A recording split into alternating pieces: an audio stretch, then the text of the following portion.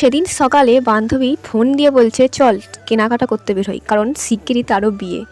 এই যে আমাদের বিয়ের কোণে, আর তার জন্যই তাড়াতাড়ি খেয়ে বেরিয়ে পড়লাম বাগনানের উদ্দেশ্যে। আর পুরো মার্কেটটা জুড়ে দারুণ দারুণ কালেকশন তো পেয়েইছি, আর বান্ধবী নিয়েছে একটা গায়ে হলুদের শাড়ি, তাও অনেক অনেক কম দামে। ওখানে অনেক কিছু কম দামেও পাওয়া যাচ্ছিল, যেগুলো অনেক দাম অনলাইন কিংবা আশেপাশের দোকানে। তারপর কেনাকাটা হয়ে যাওয়ার পর হাতে অনেকটা সময় ছিল বলে তাই চলে আসলাম নদীর ধারে। যদিও তখন অতটা গরম পড়েনি, এই ভিডিওটা 1-2 মাস আগের ভিডিও। তারপর চলে আসলাম বিখ্যাত কথা শিল্পী শরৎচন্দ্র চট্টোপাধ্যায়ের বাড়িতে। বাংলায় যেহেতু অনার্স, তাই ইচ্ছা ছিল অনেকদিন থেকেই যে একবার এখান থেকে ঘুরে যাব। আর বাড়ির সামনেই যেহেতু আসবো করে ফাইনালি আমাদের সুযোগটাও চলে আসলো। আর এখানে দেখো ছবি তুলতে ব্যস্ত, জ্যাকেট পরে আছে, মানে বুঝতে পারছো তখন কতটা ঠান্ডা ছিল।